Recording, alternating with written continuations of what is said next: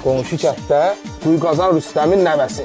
İstəyirəm onu alın. Rüstəm kişi evdədir. Bəli, əmi evdədir. Evdədir. Qaçın deyir ki, qonaqlarımız gəlib. Qaçın. Qaçın. O bayaq danışdığın qız var idi. Hə. Onun üçün elçi gəlmiş. Bu uşaqçı. 13 yaşı olan? Nə olub ki? Yaşı azdır. Mənim qardaşımın da yaşı azdır da. 27 yaşı var. Ha. Neçə kişisən o.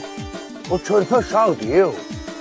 Onun bu dəqiqə uzanıb kukla ilə yatan vaxtıdır.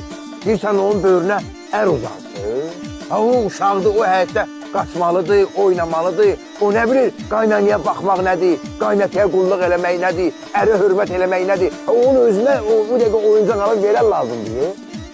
Bütün atalar, bütün analar bilməlidir ki, övladını körpə vaxtı ərə vermək yox, ona təhsil vermək lazımdır. Onu oxuturmaq lazımdır.